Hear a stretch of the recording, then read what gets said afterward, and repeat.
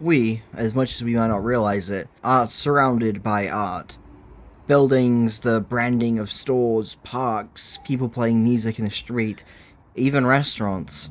Everywhere around you is some form of art, even if it's not in the conventional sense like a painting or a drawing. And in that art is some kind of flaw. Maybe they drew the eyes weird, maybe the figure isn't articulate enough. Maybe the building is too small or the roof is too low. Maybe the building is a bit generic and doesn't really appeal to you. But behind that piece of art was one person, maybe even a group of people. Someone who wanted to do nothing but to put their all into what they were creating, because at the end of the day, art is feeling. I recently beat Unbeatable, which means I already gotta knock it down a point because the title says I'm not supposed to be able to do that. Unbeatable is a title I've had my eye on for a few months now. Basically ever since I saw the trailer at the Gamescom 2025 opening night live, outside of the one joke I made about its title back in June 2024 for some reason. I don't think I watched the trailer back then, I just saw the name and thought, haha, funny blue hedgehog. But ever since Gamescom, I haven't been able to stop thinking about this game. A rhythm game that plays and looks exactly like an anime. Dude, it's like the devs went into my mind and created something they knew would appeal to me specifically. So, of course, I follow its marketing up until launch, and the day it released, I picked it up immediately, spending hours just going through all the songs in arcade mode, and obviously, I'll talk about how Unbeatable plays in just a bit, but the fact that my first, around 3 hours of playing were just related to arcade mode, and I hadn't even begun the actual story mode yet, should say a lot about how much has been packed into this game content-wise. 60 plus songs at launch, with even more with the Breakout DLC, with multiple different difficulty levels for every song, as well as challenges, story mode, a leaderboard, etc. It is an insane amount of effort, especially with how well this game is written and how good it looks at the same time. All of this being done by an indie dev team is an incredible accomplishment, no matter how you look at it. That is to say, the game didn't have a perfect launch, and I figured I may as well address this as soon as possible, because it is a pretty big talking point surrounding the game, or at least it was, considering I wrote this script 2 months ago, or wrote this part of the script 2 months ago, and it did put quite a lot of people off of it from day one because of the issues that were present. On day one of release, Unbeatable faced a lot of issues. Soft locks, to the leaderboard system just not working, to arcade mode scores constantly resetting, to things in game not showing up properly, etc. While the launch was still pretty solid in my eyes, to say it wasn't messy would be a lie.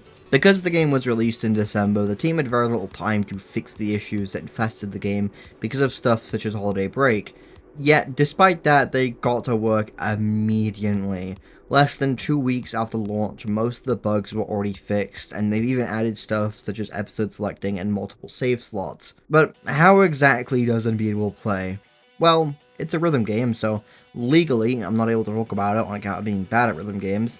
Thankfully, this game is out beating up the authorities and disregarding the law, so I'm going to make an exception here. Also, because I played this game on console, particularly on PlayStation 5, I'm going to refer to the controls with PS5 controls. At least when it comes to songs in arcade mode, there's 2 buttons you need to know, R2 and L2. L2 is your bottom lane and R2 is your top lane. You can also use X and the joystick, but you don't really need to. L2 and R2 are the definitive controls here. The gameplay is what you'd expect. Hit the notes, which in this case are called the silence, in time to the beat for the best score and to maximize your combo in a song. Arcade mode is pretty standard. You have a list of songs you can choose from upon opening the game, with some needing to be unlocked through challenges such as playing songs, or progressing in the story mode, which calm down, we'll get to soon, trust me. There's also an online leaderboard which allows you to, you'll never believe this, compete online to have the best score. The challenges are fairly unique, having broad descriptions which encourages discovery of the game in order to unlock everything. Of course, you could just look up the achievement lists in order to do it all, and there's no shame in that, especially for completionists who are looking to try to get everything done. Going off broad descriptions can be a bit annoying and aren't as easy as just looking up online. But it also kinda takes the fun out of it, so really just do whatever you feel comfortable with. Of course, there's stuff like customizing your profile and changing the color scheme of arcade mode's menu, which is pretty neat, but not worth going into detail about. I've already told you how I was already loving Unbeatable before it even officially released, even without getting to play the game's previously released demo titled Unbeatable White Label prior to writing this script. I haven't been able to play it now, but it's not too worth giving my private in-depth thoughts on, considering it's mainly the same gameplay-wise as the full game, minus some UI changes and other stuff like that, because, well, it's a demo. Writing-wise, it's a nice introduction to Beat as a character, with even some appearances from Treble, Clef, and everyone's favourite, Quarter. But it's all things that I'm going to go over once I get to speaking about deeper parts of the main story anyways, so I'm going to leave it for now. Back on topic, speaking of the main story, what really made me fall in love with Unbeatable's gameplay was exactly that. Because as good as the arcade mode is, there are some incredible set pieces that really go to show how much passion was put into making this game really feel alive. Whether it be running from harm agents, rail grinding, baseball, or even the boss battles themselves, every moment in this game had me lighting up with joy from what I was experiencing. It's why, despite the issues the game faced at launch, and even still faces today as I write this video, it was difficult for me to really care upon starting the story because you could tell the amount of love that was put into the experience to make it as enjoyable as possible.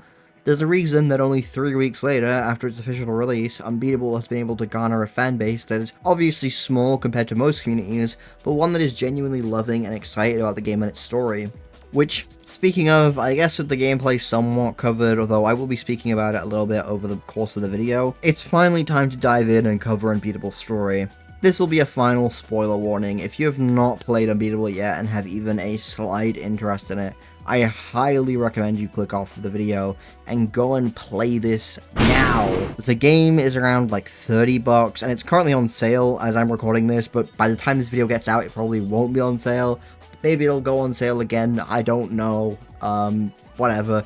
The game is around $30 and the story itself is less than 10 hours long, even when taking your time, so you could probably get done in around a day if you're quick about it. I really do suggest playing the story blind because, again, the writing is quite hard-hitting, and there's a lot of really cool and impactful moments that, trust me, you're not going to get the same momentum from hearing me speak about it. Without further delay, though, let's finally speak about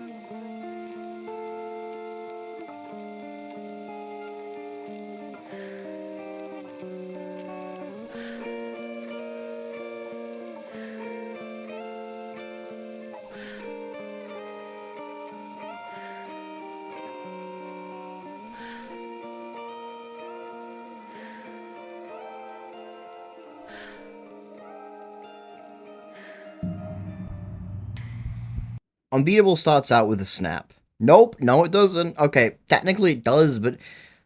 Okay, let me explain this.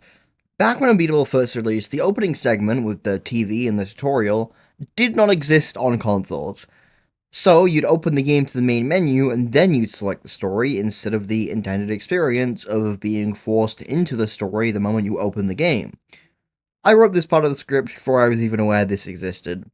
So let's talk about it real quick because it's a pretty important opening scene that not only was probably the hook for most people, but it lays the game's core message out then and there. Unbeatable is not a love story. At least not the type you'd think it is. It isn't a romance about two people falling in love. It's a story about losing your way and finding love in your hobbies even if you aren't the best at it. And I think it's great that they lay it out right then and there. They set your expectations so you know what you're going into and what you're going to play. You aren't playing a love story, at least not in the traditional sense. You're playing a game that focuses a lot more on a personal story. The game prompts you to press the B, as a character with blue hair and a rather rigid look to her snaps her fingers and smokes, before being asked to hurry up and appear on stage. There are a couple optional dialogues you can see here, but in order to progress out of the room, the player must first interact with a mirror, to which she simply responds, "That's Eve." There's probably a few different ways you could take this line, but to me, I choose to believe this is Eve simply saying that the person looking back at her is who she should be and is in that moment. Simply, that's Eve. As you go down through the halls, there are again multiple optional dialogue sequences, but one that really stuck out to me was one in particular, where another band is constantly being harsh on themselves, for no reason other than that Eve's band is better. This dialogue being hidden away is interesting to me because we're already starting by contrasting the way Eve acts versus how other bands see her group. You have another member of a different band who responds to Eve with the same attitude Eve gives her, but these guys are more demotivating on themselves. They don't want to compete because they're already too in the mindset that no one really cares about them as long as there are others in the spotlight to take that attention away. Continuing to walk through the halls, the cheers and the shouting gets louder until eventually Eve makes it onto the stage and plays a song that leaves the crowd silent. Until we see a smaller character who looks rather reminiscent to Eve reach out a hand, and then the music stops. Silence, ambience, and that's it. The soundtrack completely disappears, and we're left with nothing but just the sounds of, well, the world. You're now in control of this funny pink-haired woman named Beat. And wow, we just have no respect for names these days. Guys, it clearly has an un next to that beatable right there. Can we please stick to the name for 5 seconds? Holy shit. Beat wears the case on her back, which upon introduction to Quaver quickly freaks her out, for reasons both the player and Beat are left in the dark on. Well, okay, quotations are going to be put on that player part, because if you've bought the game, you probably already know the premise. Whenever Bee tries to ask why Quaver, for example, knows multiple cops, she kind of just dodges the question. As you wander the street, there's another optional dialogue that struck my mind here, as you run into a man who happens to be mowing the lawn. After a bit of small talk, you'll eventually start rambling on about how sometimes he just doesn't feel like it as in mowing the lawn, feeling the urge to just let the grass keep growing before asking himself who this is even for. It's his response that really caught my eye, because the way he responds is, but it's for me. Just me. And that's okay. The nice thing about it is, even if I let it go for a while, it goes right back. I can always fix it. Wish more stuff in life was like that. Wish all this stuff was never too late. It's also worth noting that Beat actually sides with the old man here, noting that it's not therapy that he's depressed, but that he doesn't have anyone he can call a friend or talk to about this.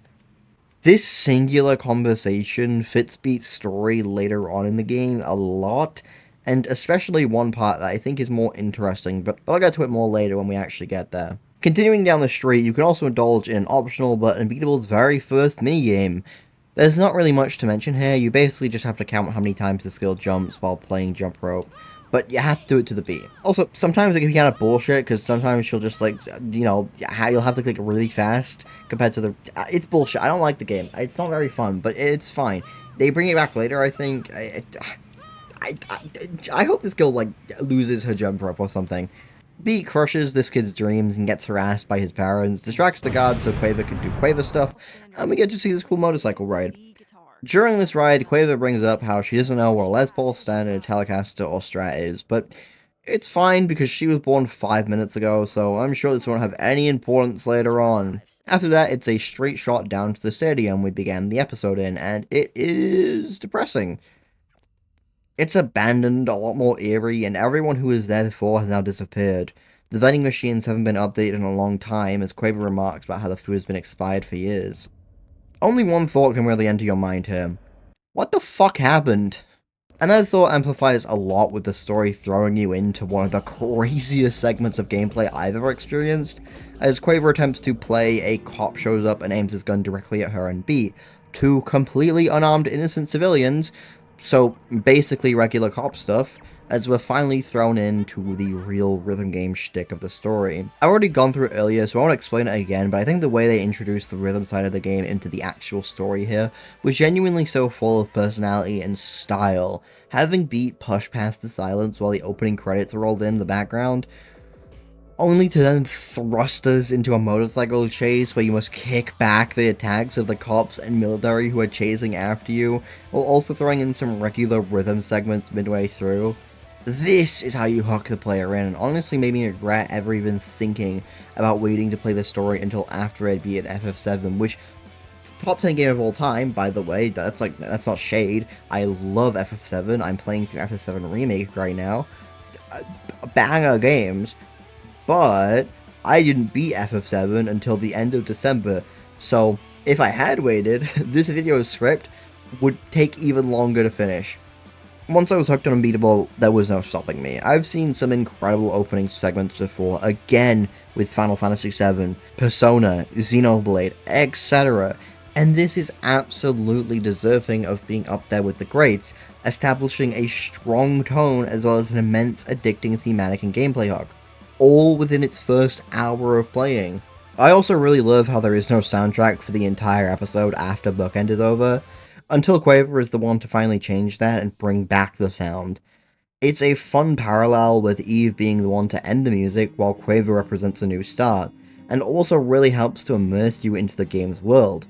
Music is illegal, and if you somehow manage to completely ignore every part of the game's marketing spelling that out for you, the game does enough both in subtle and obvious ways to still make it clear enough for you to catch on.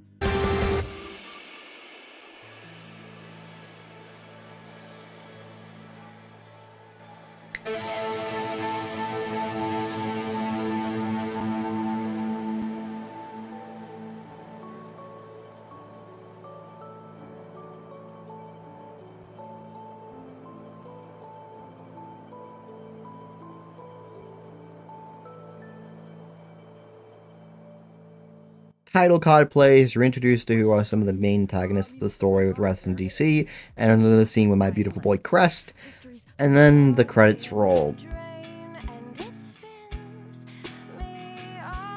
Wait, what?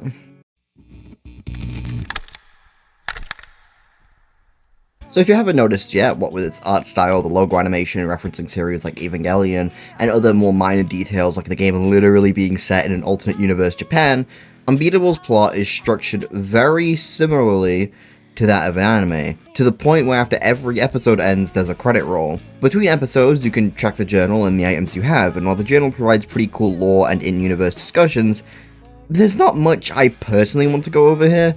I do definitely recommend reading through these though whenever you finish an episode. In terms of episode 2 itself, I specifically want to start by touching on the humor of this game, because even outside of the banter between the main cast, there's a lot of fun visual gags that reoccur throughout the entire game, such as the menu constantly opening as if it's giving you a quest update during the dialogue, or my favorite joke, the translator notes which appear quite a bit on screen as if they're actual subtitles. And even the script writing is also pretty good. Again, with episode 2's opening, the bit where it leads you to think you're actually going to play through saving Trevor and Clef, only to instantly cut to Beat and Quaver in prison, was one of the jokes I found to really stick with me. And again, this entire scene also leans into that anime-esque pacing. In all fairness though, instant cut jokes are always really fun.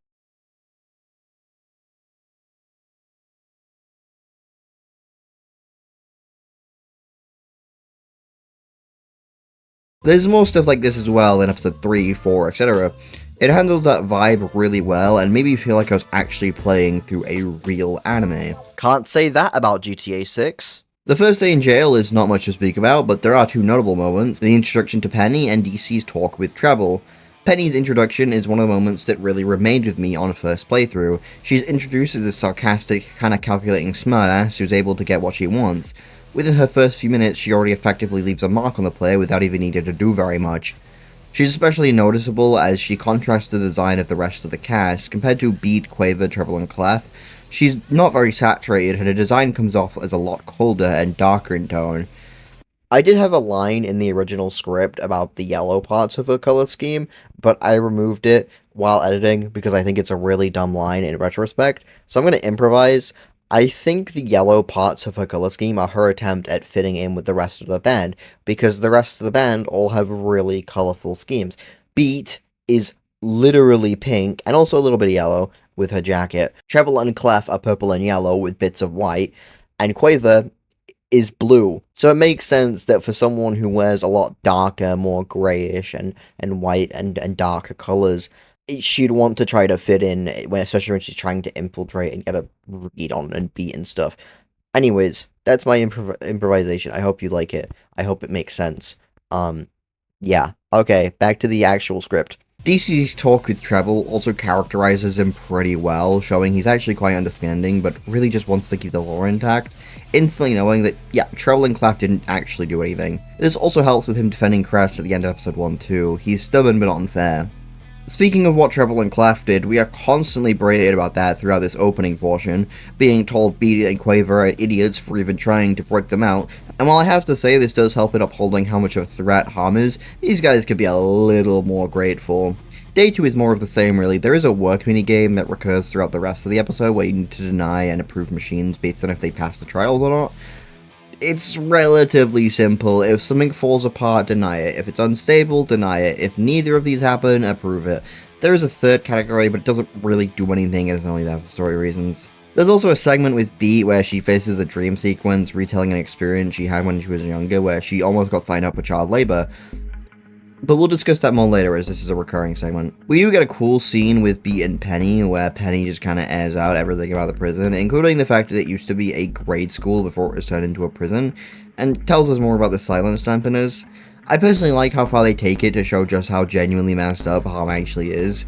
If it wasn't enough that it's basically impossible for a regular person to escape because you'll just get shot by the giant laser gun, then how about the fact that the guards are paying off the stronger prison inmates to beat up other inmates for them, because if they did it themselves, they could lose their jobs. And if that's not enough for you, how about the fact that, again, the prison everyone is currently in used to be a goddamn grade school. It's little touches like that which really help to build Harm as not just a threat, but an absurd one at that, and even the people within Harm beginning to recognize how fucking Looney Tunes their system is, with it being called out multiple times that Quaver shouldn't even be on the radar because she's literally 12 years old. Moving along a bit, the most important part of this chapter is, in fact, the break room. Of course, we get the notorious prison ball, but something I feel goes unrecognized is my beloved Wrong. I think we need to talk about Wrong more. That's why I wrote this video. That's right, my entire mission statement with this 24+ page script was to spread Wrong propaganda. Another dream sequence occurs where Beat details more about her child labor job, how she missed the first day and ended up getting shouted at because of it. We also learn that her job was detasseling corn. It wasn't fun, it wasn't good, healthy, or well-paying either, and it definitely makes sense as to why she got so fed up with the world around her. On to the next day, we start by playing the best minigame in the episode, Baseball, aka... This minigame has been the subject of so much stupid Twitter discourse. Really stupid Twitter discourse, but that's just old Twitter arguments at the end of the day. So what do I think of it? It's pretty good. I like it, it's a really unique minigame, and it's super fun to play. I always look forward to it when replaying. Yeah, it's not crazy rhythm-based, but who gives a shit? You think Wrong is rhythm-based too? Beat finally gets to talk with DC, and it's probably the most interesting talk so far, as Beat is told that Harm has files on everyone, except for her. It leads to this introspective moment where Beat just seems kind of confused on who she actually is, causing her to just stare into the light like a moth to a flame. After that, it's one of my favorite moments in the entire game, with an escape sequence that really just pleases my little Sonic fan brain. Part of me does wish Sonic's rail grinding had the kind of style that Unbeatable's grind railing showcases in spades here, but who cares? My point here is that I love this segment a lot, and it had me grinning with joy upon seeing it for the first time. It's still one of my go-to moments to pick whenever I'm trying to convince someone to play the game. Waiting, as well, is also very high up on my ranking of songs in the game's soundtrack, but especially just the thrill of that final moment where you're batting away the drones and fighting the cops, and then the big silence monster comes out and starts fucking everything up. Bro, this is real fiction. While episode 2 is more focused on establishing Harm as a threat to the player rather than honing in on the thematic representation that is set up within episode 1, the song Waiting, which is honestly one of my favorite songs in the album, does feature a lot of interesting lyrics, especially for Beat's character, but ironically, it's kind of more reflective on episode 3 than it is episode 2. Waiting's main theme is, okay, well, it's waiting.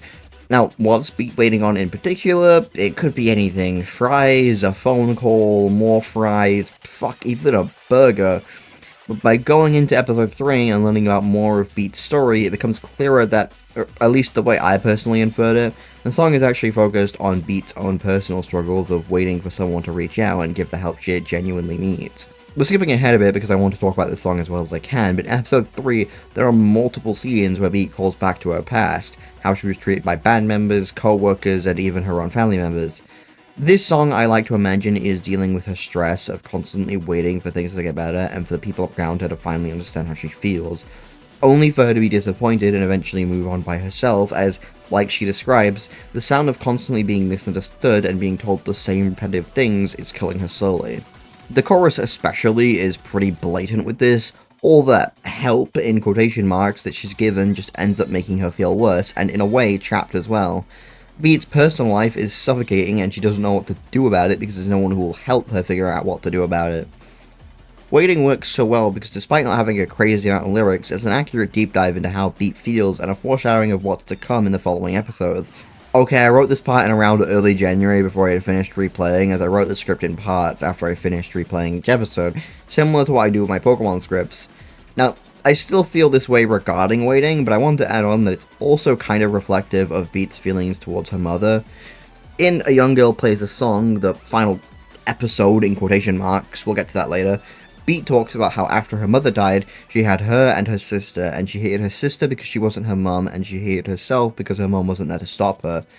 In a way, you could interpret the thing, or really the person Beat is waiting on, is her mother. She's waiting for her to get better and come back and do something, even if that's never going to happen. You could also interpret it as her talking about how she'd usually spend her days waiting to be summoned to the hospital her mum was staying at, which caused her to feel trapped and stuck as if she was in a constant cycle of repetition because of that.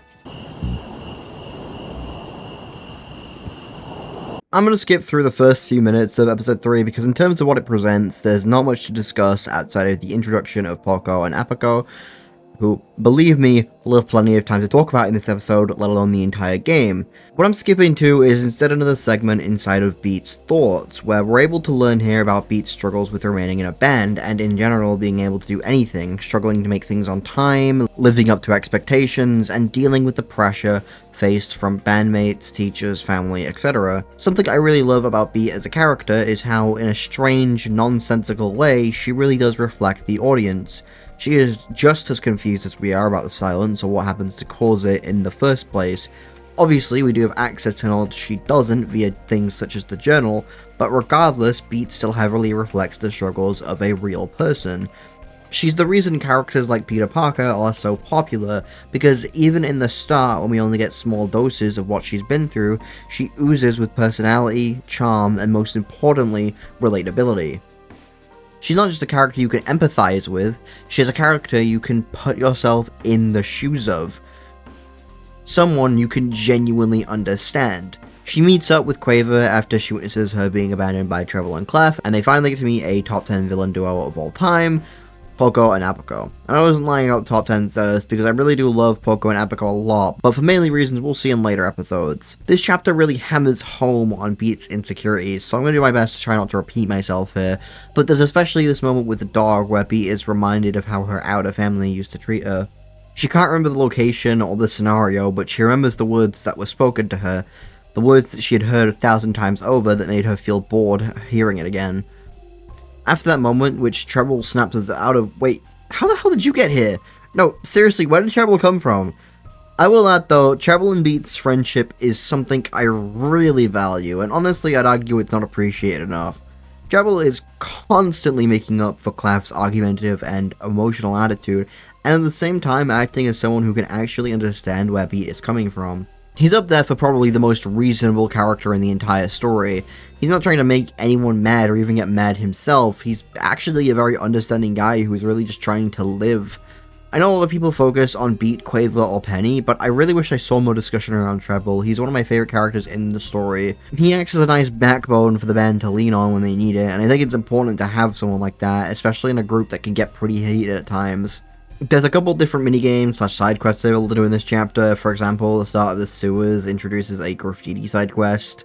There's also this bar minigame, which is surprisingly in depth. Essentially, you need to mix drinks within a certain time limit to please the customer. You get a couple different choices to pick from, with each choice featuring a description hinting at what you need to pick it in order to get the right combination. The rhythm part comes in with the mixing, where you need to hit the notes in time with the drink in order to succeed.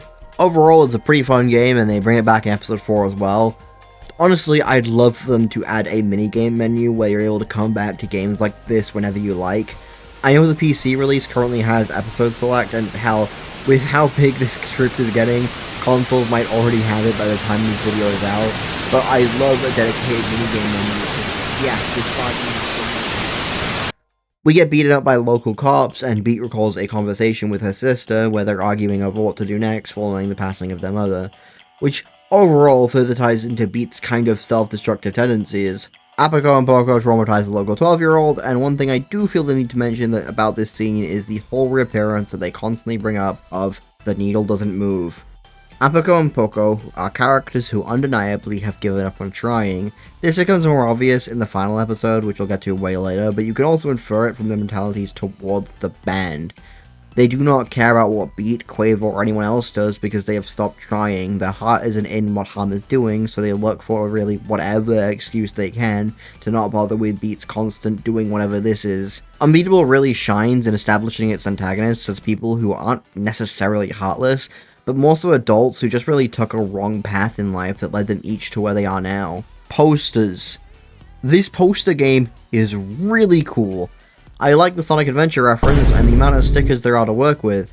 I wish you could layer them properly, maybe I just missed something, but you can't reorganize a layer without resetting the entire poster, which can get really annoying if you don't plan out what you want to create ahead of time, which for first time players isn't possible because they obviously don't know it's coming. But, I mean, yeah, it's a pretty creative minigame and you can make a lot of stupid images with it, it's fun. You also go straight into another section where you get to go around town slapping these posters everywhere. The concert occurs, we get this nice acoustic version of Familia, which is a pretty good version, but I always forget how short Familia as a song is in general. This doesn't mean to say it's bad that it's short, but I always think it's way longer when it actually only reaches about a minute and a half. Real quick, I want to talk about Apoko and Boko again, because the duo says something that I think is a really interesting line, but also plays back into the whole thing I mentioned a little bit ago about how they are people who gave up. They go into this whole thing about Colosseums, about how at the end of a Colosseum fight, the winning gladiator would look to see what the Emperor thinks. If the Emperor likes the guy who lost, he'd be spared. If the Emperor didn't, well, okay, you can probably guess what happened. Because all in all, the point is that you're never supposed to go against the Emperor, and nothing has changed since those times. We as a society are still operating on gladiatorial rules. Billionaires, the one who run the world, absolutely love seeing us fight because in the end it's entertainment for them. They already have what they want and they think they can't be challenged. It's a pretty great line and really fits the duo's personalities. Again, they're people who gave up because in the end, money still runs the world no matter how we feel. We then have this talk with Clef, which is basically a vent session where the game puts us, and by us, I mean me, because I suck at this minigame, through the Trials of Olympus again. But Clef's monologue really hones in on the overall message that the game really wants you to hear. Music, or art in general, is a part of us. It is with us in each and every soul from the moment we are born, but at the same time, it is a tough world. It is not easy to live in a world that is not built for following your passions. What I really love about this monologue is particularly how it ties both the story of the game and its themes together. When Clef speaks out her and Treble's life being rough, it can be taken in a literal and figurative sense. Music is tough for them because it's illegal, is actively prohibited and moderated against, but while music isn't illegal in our world, it still isn't easy. You have to dedicate yourself to it just like any other art. You have to learn it and you have to improve at it, and even then, there's no guarantee you'll succeed. You don't even have the benefit of a minimum wage like most other jobs. You are living off the success of your career and nothing more. It can either make or break you, and if it breaks you, it'll be tough to bounce back. After this, I'm going to quickly diverge from the main story because there's an optional scene I just found out about that I didn't get on both my initial playthrough and my second replay for this video. Not because it's a bug, but because it's locked behind the photo side quest that I didn't realize gave you an additional scene. So, essentially, depending on if you do that or not, the story will play out a little differently. What does the scene actually provide, though? Well, I think it's pretty important, explaining a line that will come up later. Only sausage, no make. I guess you can take what I'm about to say as a critique, but I'm a little shocked this is an optional scene that's pretty easy to miss if you're someone not going out of your way to do absolutely everything. As I think for the narrative, it's pretty important.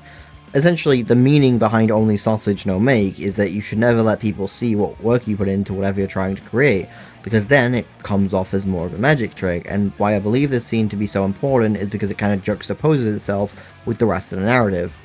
Something that's always been a big hook of music-centric stories is that we do get to see the work put into the music being created. That's why I adore a series such as Girls Band Cry, because the arguments, the drama, the effort put into it ends up mattering in a way that is told through their music and their lyrics. And it's the exact same case with Unbeatable. This will be a bigger point later, but the struggle that the band goes through to create these songs putting up with people they barely know in hopes of becoming better is exactly what makes the music within it so much more impactful.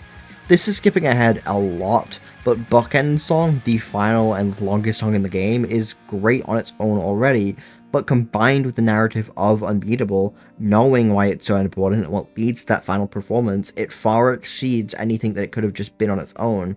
Yes, you could argue that this quote is explained because there's a non-optional scene with Rest in the final episode that does explain it, but it goes by fast, and I don't think it hits as hard without Quaver's scene there to parallel it. I'm fine with locking stuff behind side content because that's just more reason to explore the game, which is even more the case with this game which has so much side content, but I feel like this scene should have been kept in the main story rather than leaving it behind easily missable side stuff. After this, we get our big epic set piece to end off this episode, which has basically become episode tradition at this point, and it is marvelous, man. I don't really need to say much more. High action, high energy, with some incredibly cool visuals to go alongside it, before we transition into the first concert, where we finally get a proper fight between B and Apico/Poco. And what I truly love about this is how it completely destroys their ideology of the needle not moving. There's also some generally great character moments here, like B doing the whole thumbs up, thumbs down movement, which isn't just a way to show that she disapproves of them, but also is a really damn cool callback to what they had previously said about Emperors and Colosseums. Unbeatable is a lot of things, but I will always take the chance to appreciate just how well it portrays its cast, because it does it really damn well, not just in a writing sense, but in a character acting and visual sense. I also have to call out this really awesome shot of Apico literally reaching for the band, which is honestly a really nice foreshadowing to what she and Poco actually want deep down, which is given more focus later in the game. Foreshadowing is another thing Unbeatable genuinely excels at, because my goodness, man, it's not just the part with Apico and Poco, but Dial Tone is talking entirely about an event that hasn't even been fully revealed to the player yet, that being the death of Beat's mother and how she contends with that grief. The phone plays a very important role later, and we'll discuss it, but I love the way this song already calls back to it, despite the player being blissfully unaware of it for the moment. It is another song about waiting, but a different kind of waiting, a song about a call that will never be received because the person sending it has already passed on. How Beat processes that by choosing to eventually put down the phone at the end of the song's lyrical segments, which could definitely signify her wanting to choose to move forward, even if it's in a world where her mother no longer walks with her. What's great about this as well is how it also, you could argue, juxtaposes with Quaver, who during the song is shown setting the shack where her parents used to reside along with their photos on fire, whereas B only puts down and turns off the phone. Quaver destroys the shack and any evidence she has on her of her parents' existence. And with that, that ties up episode 3 in a nice, very long bow. How are we only halfway through?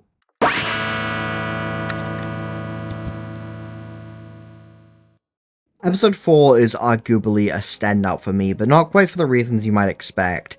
Compared to previous episodes which relied on the game's thematic premise, high action set pieces, and, well, a lot of cop beating, Episode 4 keeps a lot of what makes the previous episode great, but tones them down in a way that makes the story of this episode far more grounded in scale.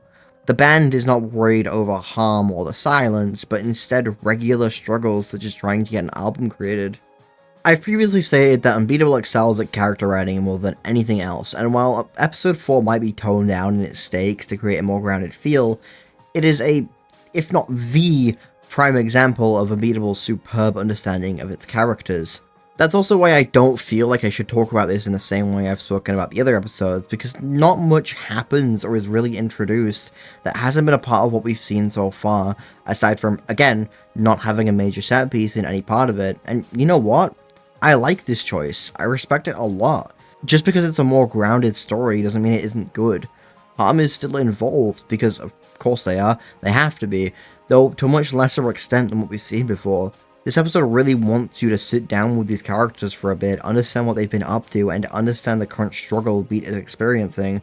These little moments, like with Treble talking to Beat about how he isn't a fan of Penny's mix, or Beat and Quaver listening to Brain Poison's demo, or waiting in the laundromat for their laundry to finish, it's what makes Unbeatable's cast so endlessly lovable. And again, Beat's own personal struggles and her flaws, Beat's insistence on getting the album done even if it means doing it alone, her collective fear of running out of time, It's something that I've even related to while working on videos, especially on this video, or even outside of working. Years go by a lot faster than we like, despite how long they might seem, and that feeling of impatience only grows stronger with it, that overwhelming desire to outrun time itself. This is more of a theory, but I think with Beat, this was particularly amplified by the death of her mother, which resulted in her fear to stay alive by any means necessary, even if it means ripping her soul out of what she loves in order to do it. Beat is human, after all. She, just like anyone, doesn't want to have her life cut short before she can do everything she wants to. Again, this is a feeling that and I think probably most people, will recognize in some form. Constantly, I find myself trying to rush to get good at something, or to get something watched, played, or whatever by the end of a certain time period, because I forget that at the end of the day, I still have plenty of time to do that stuff, and I have the privilege to take my time with it. It's exactly why this video has taken so long to get out, because I've been trying to make sure the script is as good as possible, while also still pleasing YouTube's own systems, to make sure I don't fall behind. And that's the exact feeling I fully believe Beat is dealing with throughout this episode. She is desperately trying to outrun time itself, because despite how confident she may come off, Beat does not want to be beaten. Beat, ironically, isn't unbeatable. We, as humans, aren't unbeatable, and that's the most scary part about being alive.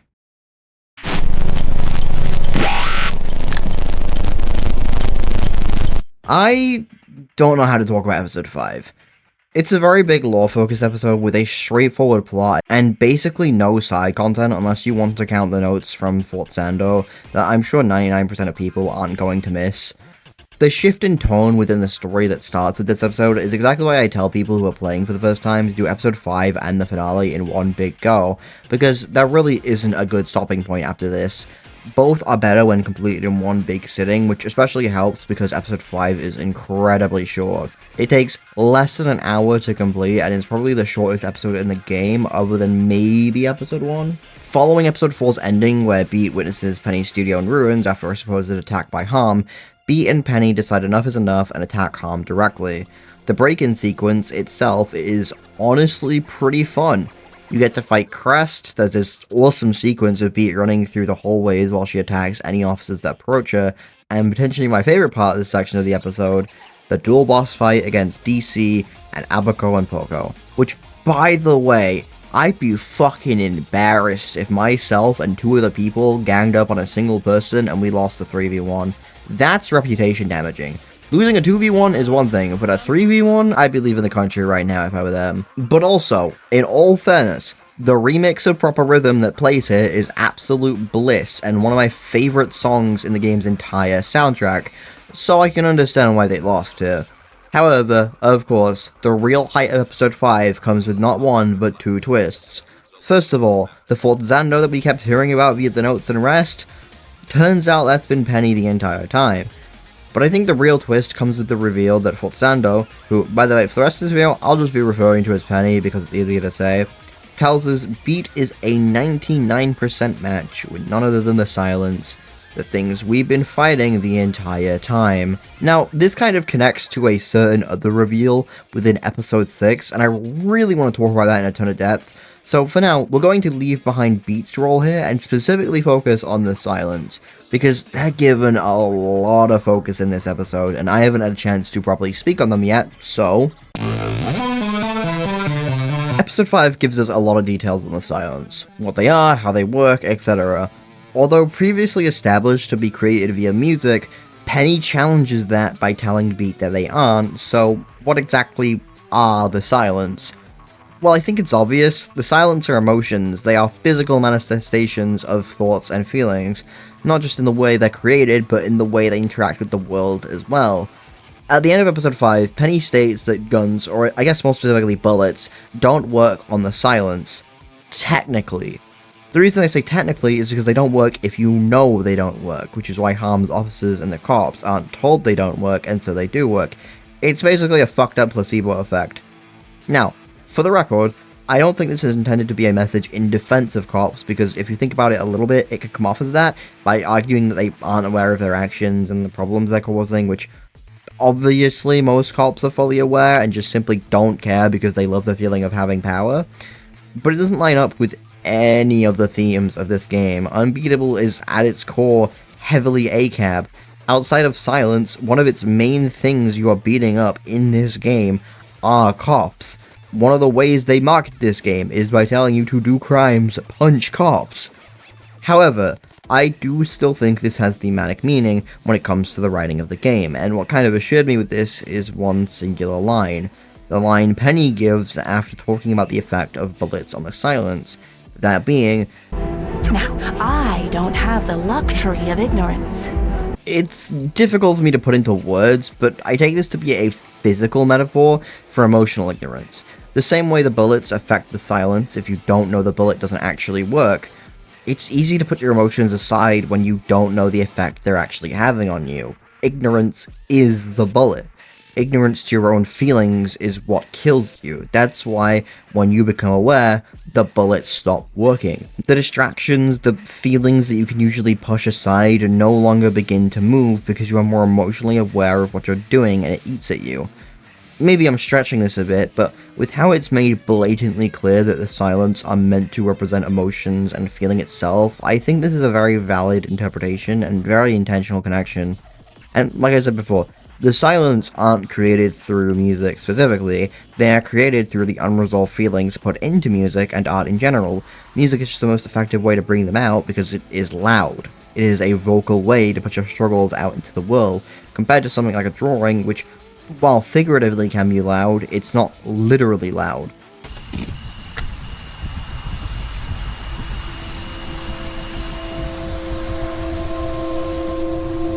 Unbeatable might have my favorite finale in any video game ever. And, okay, look, I know it's a very big statement, there are thousands of video games, so many with genuinely incredible stories and endings, that I wouldn't blame anyone for disagreeing and saying it's actually the one with the best ending. But Unbeatable's ending is so deeply human. I would say the entire game is that, flaws and all. It is a game that can only be made by a person, by someone who's struggled and suffered, and despite that has persevered in the face of all those worries and tragedies. The episode, okay, actually it's a movie, the game says so. The movie opens up with the same song that the story opens up with, except this time we actually get to see how Eve bites the bullet. Because she literally bites the bullet, she gets shot, that's what I'm saying. Soon after we cut to, hey, whoa, her hair isn't that color. So, we finally get to see Beat's kind of origin story, where she comes from, and okay, I'll speak about the two worlds in more detail later on because the game is a bit ambiguous about it all. So much so that when the twist of the game is actually a goddamn isekai was revealed, it flew over my head, and I just continued to think that Beat just moved to another town or country or something. But knowing that what I know now of the story and everything, I want to go into more actual detail about it, but not just at this moment in the video, because I want to focus more on the story. Okay? Okay. One thing I will note, though, is Beat's world is really dreary. It's honestly kind of depressing. It's much like our own world. Beat lives a boringly normal life. She lives in her own apartment, she struggles to meet rent, to find a job, because even in a fictional game world, the job ecosystem still sucks ass. It's a sad reflection of reality, and I can't say it's pessimistic, or it's wrong, or it's too negative, because, well, it's true. That's the scariest part of this, really. I spent 3 months applying to 5 to 7 jobs every week. The furthest I ever got was the interview stage. Some of them never got back to me, some of them didn't even bother to review my interview and just picked the first person they thought was good. What helped me through that incredibly stressful time, though, was art. Playing a new game, or watching a new anime, or listening to music I enjoyed, or creating my own art, drawing even if I was really bad, or writing even if a lot of the stuff I've written might not ever see the light of day. I enjoyed doing that stuff. I still enjoy doing that stuff even now. Something I love about the segments in Beat's world is that they don't just show Beat's world is miserable, but also how self-destructive she can be. Her past is a mix of unfairness and also her own mistakes. She's treated poorly by her previous band members who don't really see her as a person, nor are they willing to help her improve, but at the same time, Beat's failure to show up to work or to band on time, to keep good relationships, her own emotional outbursts, her rejection to accept help she is given by people outside of her band, they aren't the fault of anyone but herself. And she even really knows that deep down. Her confrontations with each of the members of Harm reflect her own struggles in one way or another. In a way, she's speaking to her past self. Especially with DC, his stubbornness to let Beat help him, to let things change, is exactly the same thing Beat went through with her sister. Her sister continuously asked for Beat to let her help, and never once did she agree to it, because she was convinced she didn't need it, and that as long as she kept telling herself everything was fine, then it remained true. Cress sharing Beat's feeling of being trapped in a box, unable to move past his current struggles or situation, realizing how hard he screwed up, and not knowing how to make up for that and atone for his own mistakes. And while Apoko and Poco have more of their own unique struggles, such as them learning that it's okay to give a shit about what they make, and that it's okay to put your soul into something you love, I would argue they still partially represent past Beat's own flaw of sometimes being too uncaring, moving by very nonchalantly and trying to act as if she can handle everything on her own, though I'll admit you could argue this is a bit of a stretch. But I do want to talk more about Apoko and Poco because first of all, their boss fight is probably my favorite in the entire episode, maybe my favorite in the game, definitely top 3. I really loved Beat's message of saying that it's okay to give a shit, because especially nowadays we've gotten a little too carefree. Now, this is present in many more important ways, but of course, I need to focus on first world problems here.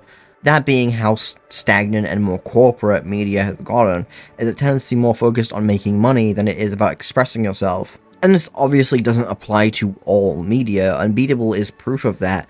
This game is filled to the brim with passion and artistic expression, and in all fairness, I think we've started to exit that feeling of stagnation. Not completely, but more and more you're beginning to see games, shows, etc. feel comfortable with taking risks again. There's a reason the 2010s are more seen as kind of a bland spot for most forms of art, because it's the point in time where money became more important than anything else, and so a lot of major IPs and companies began to lose their sense of identity and uniqueness in an attempt to fit in. Which is why I think Beat's speech is so great here. It's okay to give a shit. It doesn't matter what you're doing, whether you're designing a logo for a company, or writing your own story, or drawing your own art. It's okay to put some of yourself into that. It's fine to get upset when people don't like what you make, or happy when it's the opposite. You should be allowed to feel. Whenever I think about this scene, it always ends up feeling very derivative of Gurren Lagann, and that's a very good thing, by the way. I adore Gurren Lagann for most of the same reasons I adore Unbeatable. Both stories are telling you that it's okay to be a human, and that it's okay to get mad, to feel emotions. Beat's story is practically designed around that, and yeah, I can't resist talking about this anymore. Let's talk about Beat's final flashback. You say I can beat this. You feel like shit, but screw it. You felt like shit. This isn't anything new. This is baby stuff. You can push yourself for the sudden bursts. The voicemail with her mother is one of the most emotional moments in the game, if not the most, because it's her mother's acceptance of death, that desperation to want to live only to realize that you can't, that your time on the planet is coming to an end and there's nothing you or anyone else you can do to stop it. You could try your best to reach for more time, go through the chemo, the therapy, anything you can do, but eventually there will be a point where the realization hits you that there isn't a way you'll make it through. Death is a terrifying, unrelenting thing, and as much as we want to avoid it, as much as we want more time, especially to spend with those we care for, it doesn't always work out that way, and that's also where Beat's fear of running out of time appears from. She doesn't want to be alive, no one really does, it's not something anyone asks for, but she doesn't want to die either, because that idea of the unknown is scarier than anything else. That idea of leaving before you got your chance to make a real impact. But also, the ironic twist is that making an impact and learning to do what you love the best you can takes time, and for many people, even myself, that's a scary thought. I've said it before, sometimes I might rush through or become impatient about learning because there's so many things I want to do and create, but to create, patience is the most important part. And I've made mistakes. I've gotten mad at myself and upset that I can't do something that everyone else around me seems to be able to do easily. And I think everyone can relate to that. In my case, it's pretty much drawing. I can't draw for shit, and everyone else around me seems to be able to do that really easily. Even with stuff I can do, like video editing, I tend to self-doubt my content a lot. But I know I'm better than who I was before. I know my content has improved from what it was, that I have grown as a person from 4 years ago, even 2 years ago. A thought I'm obsessed with is that it takes 7 years for your body to completely remake itself. And the reason I can't stop thinking about it is that the person I was 7 years ago is gone. And I'm terrified that I don't know who she is, that I've lost touch with that person, that I've failed her. Maybe the kindest thing you can do for that version of you is to be better than they were. You just have to keep doing the best you can. And you'll get better at it. And it'll take forever. But you will get better at it. And I don't know who I am right now. And I don't know who I am right now. But I am better than who I was before. But I am better than who I was before. I am 7 years different. And I am 7 years better. And I refuse to be worse than who I was before.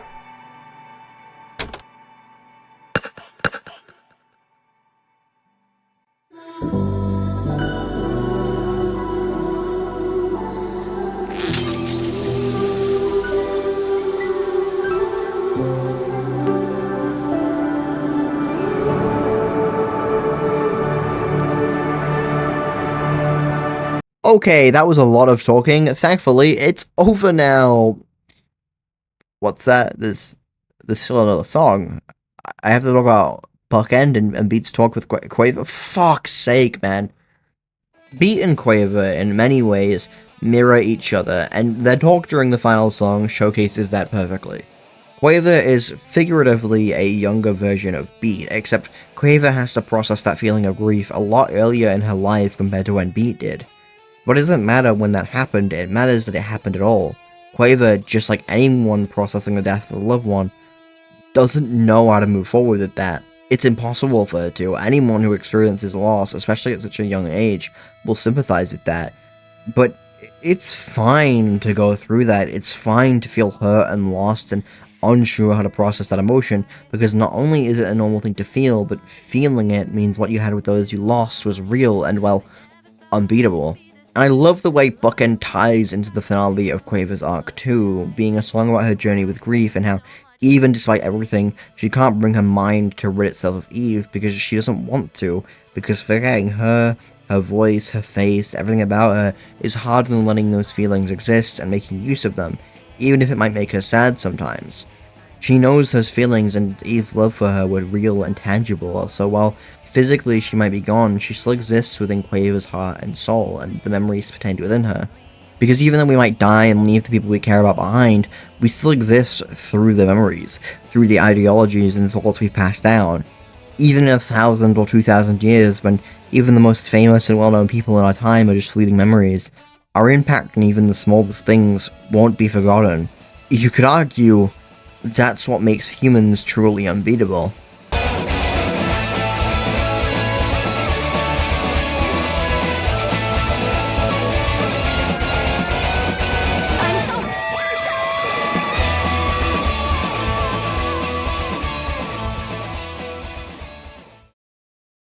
Okay, that was a lot, and I know that was a lot, but don't worry, we're almost at the end. I couldn't really fit this anywhere else, but I wanted to talk about Beat's world because, like I said earlier, Unbeatable is revealed to basically be an isekai in episode 6. And, again, this completely flew past my head when I initially got to it in my playthrough, because it's not directly stated that they're opposite worlds, but it's obvious. I'm just very slow on the uptake, I guess. Maybe that's why this video has taken 3 months to get done. Regardless, this game ends with Beat returning to her world upon waking up from her coma, and it's left very ambiguous if the game's world is real or if it's a dream that Beat had while in a coma. And I think there's arguments for both sides. Before we get into it, I'll be referring to the world the game mostly takes place in as Unearthable, for convenience sake, because the world isn't really given a proper name. It's actually just an alternate version of our own Earth that at some point in time deviated from our own. The game literally takes place in Japan, but we know certain guitars and iconic landmarks don't exist, so it is our own Earth technically. There was just a point where it branched off and became what it is. That being said, to start with the dream theory, Unearthable very obviously reflects a lot of Beat's own personal life and struggles, down to even minor NPCs, like the guy at the start who was mowing the lawn. The band and Harm itself also mirror different aspects of Beat in one way or another. The point is what I said before. It's possible that Beat's subconscious created a world that reflected her personal life in order to help her get her shit together. However, I personally prefer the idea that the world is in fact real, mainly just for the reason that we connected with these characters on a very personal level. I'm never really a fan of these types of stories, because it undermines a lot of what we went through with the cast. It's fine when it's a game that isn't really story heavy, because then I don't really think it matters in the grand scheme of things. You're probably there for the gameplay anyways. But when it's a game that's as narratively rich as Unbeatable, the possibility of everything we experience just being a dream that never really happened feels very underwhelming. Now, for the record, I also don't like when the cast is split apart. It's a big reason that when I watched the 2003 version of Full Metal Alchemist, I hated the movie, and trust me, we'll cover that in a different video. I have plans that I cannot talk about right now because the haters will sabotage me. I have plans. But the cast just splitting apart and never getting the opportunity to see each other for the rest of their lives is just a very depressing and unfortunate end. Now, Unbeatable does kind of end like this, but with how ambiguous the ending is, if Unearthable is real, it's very easy to subscribe to the theory that eventually they see each other again, whether it be through dimensional travel or whatever the hell. Unbeatable is too hope-filled of a game to end their journey like that. Now, regardless of what theory you subscribe to, I want to bring up that this does explain a lot about how Beat is considered a silence within Unearthable, because whether it's a dream world or she was manifested there by Quarter, this means Beat is not physically there technically, it's just her soul being brought over, because no matter which way you look at it, her body had to be back in her world, right? I'm sure so many questions would be raised if her body just mysteriously disappeared, and I mean, we literally see her wake up from her coma, so her body had to be in her world no matter what. Unbeatable isn't a perfect game. Despite how much glazing I've done over its story, if I were to tell you this game was perfect, I'd be lying. I've already addressed the bugs ages ago at the start of the video, but I also want to talk about more of my general issues with the game. For example, the story mode lacks almost any sense of difficulty, which as someone who likes my games to be easy, I don't have as big an issue with that as most people might, but it doesn't change that literally you can't die on a good chunk of the sections in the game. You can get a game over technically, but you can't die. The story just continues as normal no matter what happens. And, well, I obviously adore the game's story. I won't lie, the pacing was a bit off-putting at first. Now, again, I think this is because the game is very blatantly structured to be similar to that of a TV show, or more specifically anime. Obviously, that doesn't automatically make it good, though, and regardless of the intention, it will definitely be off-putting to a lot of people, especially those unfamiliar with that type of pacing. Although the whole thing of characters talking over each other can be a really fun personality quirk that can fit really well in specific moments, more times than not, it feels like a bug and not something intentionally put in there, which is probably why many people have mistaken those moments for bugs, even when most of them aren't. It also doesn't help that usually the text box of the person being talked over gets completely covered by the text box of the person talking over them, meaning you can miss out on entire pieces of dialogue because of that. I'm not saying that if we ever get an Unbeatable 2 or extra story DLC or whatever the hell, they should completely remove this, because again, this is a really fun personality choice that you don't really see shown off a lot in fictional conversations, because conversations are usually created in a way that the player/viewer can still understand. But I am saying that they should show it off in a way that makes it clear when someone is being interrupted. Perhaps a special text box of some kind for those moments, I don't know. While also not cutting off the other person's dialogue, especially when there's a chance that dialogue might be important. I'd think it's worth mentioning as well how the game's story mode doesn't have a lot of the traditional gameplay you see in arcade mode. A lot of it is the cop fighting or playing a minigame, which I don't really mind at all, but I understand how it could be an issue for those who were expecting a lot more of those types of segments. I have heard plenty of people critique the charting of many of the tracks in this game, believing the charting to be underwhelming or straight up bad, but like I said at the start, I am not a rhythm game fanatic or whatever the hell. I really enjoy playing them, but I couldn't tell you anything about charting, so this is very out of my field. All I have to say is that throughout all of the songs I've played, overall, I've had a lot of fun with them. So I assume that'll be the same case for anyone not crazy analytical about charting like myself. Beyond that though, I think most of Unbeatable's issues really come from a subjective preference. While the game has garnered a huge amount of support, it's also not wrong to say that it's got its fair share of haters as well. Many of them coming from people who just couldn't get into the game or saw a 5-second clip off Twitter and judged the entire game based off that instead of actually bothering to do any real research. Hence, you get certain people who aren't exactly the smartest of the bunch trying to claim it's a game without rhythm or making Hi-Fi Rush comparisons for some how the fuck did that happen? Despite these games being literally completely different and not similar in the slightest, that's somehow a comparison. I say this with no disrespect to Hi-Fi Rush. I adore Hi-Fi Rush. That game is genuinely incredible, but that's probably the worst game you could compare Unbeatable to. Okay, enough about Twitter discourse. What are my final thoughts? Well, like I said, Unbeatable isn't perfect, but there is something very inherently human about it that I think makes the flaws within it kind of beautiful. Like the story is basically telling you, it's okay to make something and it's okay to screw up at it. Nothing is ever perfect, but at the end of the day, as long as you loved creating that thing you made, that's the most important part. If you can look at something or even yourself and say, yeah, this is how it should be, then who is anyone to tell you that you or your creation is flawed or bad? Yeah, it hurts when no one likes what you make, or even when everyone likes it but no one person doesn't. It even works the opposite way. It feels great when someone likes it. Art is feeling. The emotions and the feelings you put into that creation are what's important. That doesn't mean bad stuff should be left alone on the basis of, oh, well, at least it has feeling. No, of course not. You should still critique things, even if you want to be positive, because that's how people get better and improve. Just, you know, don't be an asshole about it. Unbeatable is both a game and a story that I think many people need to experience because it has a profound message and a needed reminder about the importance of art and how it influences not just us as people, but the world around us as well. It reminded me that in a time where I want to do so much, like make videos or create my own games or draw my own art, that it's okay to be flawed and, when put blatantly, bad.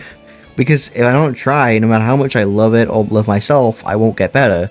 And it will hurt when people tell me something I made is bad. I'm sure I'll get plenty of that with this video, or anything else I do in the future. That will always hurt, even just a little bit. And it never does get easier to hear that, especially when it comes from people I care about, but I know eventually I'll get better. Even if it takes a few months or a few years or even decades, I know I'll improve eventually. While writing this video, despite how many essays and video analysis have come out about this game, I refused to watch basically all of them because I wanted to make sure I was writing this script from the heart, that no matter what, even if it turns out to be completely wrong in everything I'm saying, this video would be my own. I don't really know how to end this video, in all honesty, which is weird, because it's normally the beginning that's usually the hardest part for me to get right, but I've wrote like 3 different endings for this video, and none of them have really stuck with me, so I guess I'll end with this. If there's something you have been wanting to work on, and you haven't done it yet, or you've been holding it off, or you've been scared about how it might turn out, or you just don't know where to start, go do that thing. We only have so much time, but if in the end you end up proud of whatever it is you end up creating, even if no one likes it, or you never reveal it to anyone in the first place, then that time you spend working on it, that means it was worth it. If a game or a show or a movie impacted you in one way or another and has inspired you to create, then go create. Even if it takes years for you to get it right. When you do get it right, I promise you it will be worth it. Because after all, art is feeling, and that feeling is